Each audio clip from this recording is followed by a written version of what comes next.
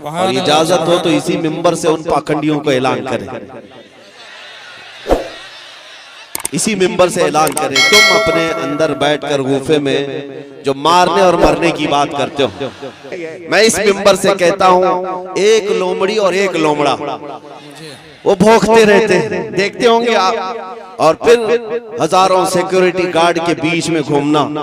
अरे मर्द हो तो मुकाबला करो, मैं तन्हा घूम रहा हूं पूरे हिंदुस्तान में, अल्हम्दुलिल्लाह तन्हा है हम, हमारे पीछे कोई सियासी ताकत नहीं है, हमारे पीछे कोई ऐसा सपोर्ट भी नहीं है। बाज लोग तलाश करने के लिए मेरे घर तक आए थे कि इनको कौन बैकिंग कर रहा है, कौन सी सियासी पार्टी इनके पीछे है। हमने कहा था तुम्हारी नाक रकड़ जाएगी और तुम पता नहीं कर पाओगे कि कौन बैकिंग कर रहा है, इसलिए कि ढूंढा ही करे सदर क़यामत के सिपाही, वो किसको मिले जो तेरे दामन में छुपा।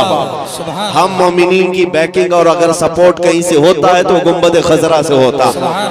नबी पाक सल्लल्लाहु तआला अलैहि वसल्लम की मोहब्बत लेकर हम पूरी दुनिया में तन्हा चलते हैं, अल्हम्दुलिल्लाह खौफ नहीं होता, इसलिए कि जालिमों डराओ उसे जिसे जीने का शौक हो। मौत से डराना, जेल से डराना, फांसी से डराना, उसे डराओ जिसे जीने का शौक है। हम तो रोज रात ये सोच करके सोते हैं कि कब मलकुल मौत आए, रूह कब्ज करे और हमारे नबी से हमारी मुलाकात कराए। सुभान अल्लाह, सुभान अल्लाह। शबे गोर भी उसी गुल से मुलाकात की रात। अजीजान गिरामी वकार, मैं बात ये कह रहा था, आप अपना जोश थोड़ी देर के लिए खामोश रखें, थोड़ी देर के लिए। मैं बात ये कह रहा था कि इनकी इतनी ताकतों के मातहत होने के बाद लोमड़ी और लोमड़ा चंद कमरों के अंदर बैठ करके वीडियो बनाकर वायरल करके मुसलमानों के दिलों को छलनी करने की कोशिश है। और हैपोक्रेसी, जो डेमोक्रेसी खत्म होकर हैपोक्रेसी जो आई, ये सारे मनाजिर के बाद मैं उनसे कहता हूँ, मैंने एक क्लिप सुनी, कोई वो लोमड़ी कहती है एक, और एक लोमड़ा कहता है कि हम 20 लाख लोगों को मारेंगे, इतने मुसलमानों का कत्ल करेंगे तो फिर हमारे यहाँ पर हिंदू राष्ट्र कायम हो जाएगा। जालिमों तुम्हारे अंदर इतनी हिम्मत ही नहीं है, मारने मरने की बात पाखंडियों से हो ही नहीं सकती, कभी हो ही नहीं सकती। एक बात मैं कहूंगा, अगर मारने और मरने का शौक ही है तो चलो मैं भी चलता हूं, तुम भी चलो, बॉर्डर पर खड़े हो जाते हैं, बॉर्डर पर खड़े होंगे, अपने देश की रक्षा करते हैं, अपने देश की हिफाजत के लिए चलो बॉर्डर पर चलते हैं, फिर देखा जाएगा कि कितनी गोलियां तुम खाते हो, कितनी हम खाते हैं।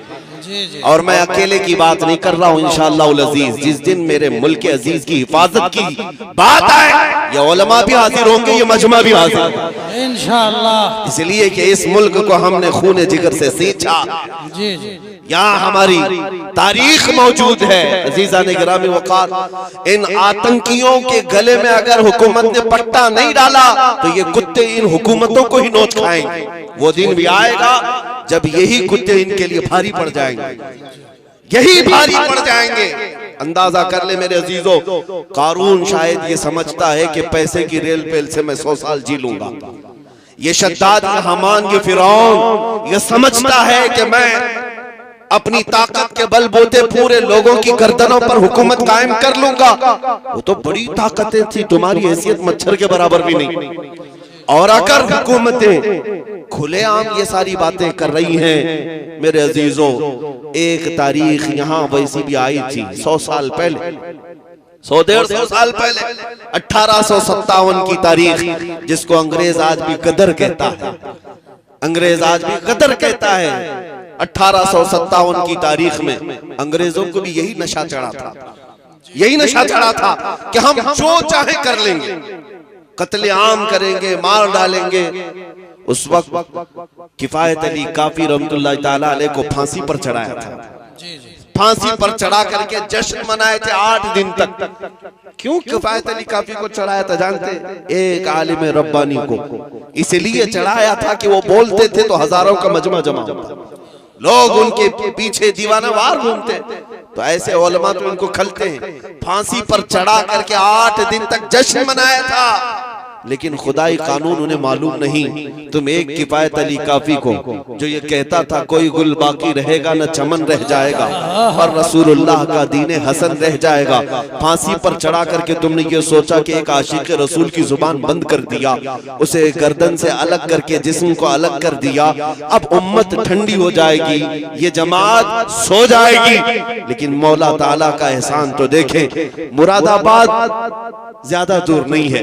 किफायत अली काफी को यहाँ फांसी पर चढ़ा रहा है अंग्रेज, और मौला पड़ोस में बरेली में इमाम अहमद रजा को पैदा कर रहा है। सुभान ज्यादा फासला न शहरों का है न तारीख का है।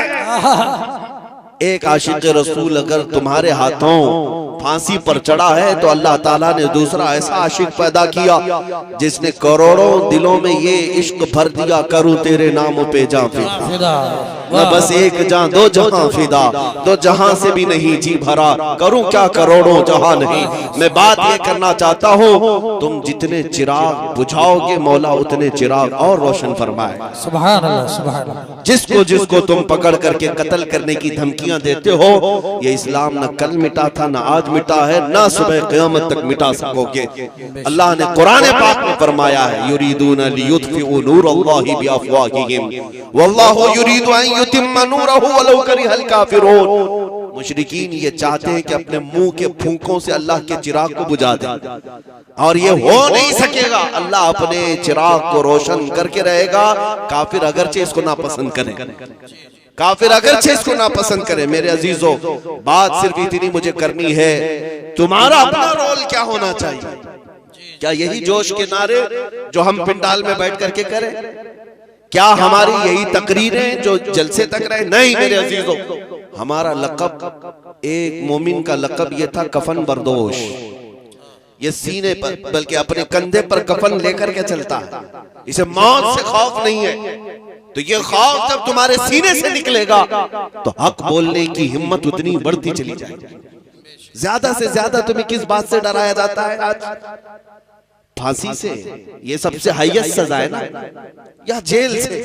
ये दोनों चीजें एक मोमिन के लिए कोई माने नहीं रखती। जेल की सलाखों पर जाने के बाद बुजुर्गों ने लिखा भी है कि मोमिन घबराना नहीं, अगर मुस्तफा के नाम पर गया है, अगर नबी पाक के नाम पर गया है, तो अंदर जाने के बाद हो सकता है तेरी माँ, तेरी बीवी, तेरे भाई देखने ना आए, लेकिन एक रात जरूर आएगी जब ताजदार मदीना खुद तशरीफ। सुभान अल्लाह, सुभान अल्लाह। वो भी खौफ नहीं रखना। हुजूर के इंतजार में हम दिन काट लेंगे, हुजूर के इंतजार में हम रातें काट लेंगे। और रही बात फांसी की, उसके मुतालिक भी रिवायतें मौजूद हैं कि जिन जिन गुलामों को जालिमों ने अपने हाथों से कत्ल किया या फांसी पर चढ़ाया, फंदा बाद में लगा, चेहरा मुस्तफा पहले मौजूद। सुभान अल्लाह, सुभान अल्लाह। वो नबी पाक सल्लल्लाहु तआला अलैहि वसल्लम तशरीफ फरमा थे। अजीज़ान गिरामी वक़ार, ये दो तमन्नाएं जिसके पास हैं, फिर उसे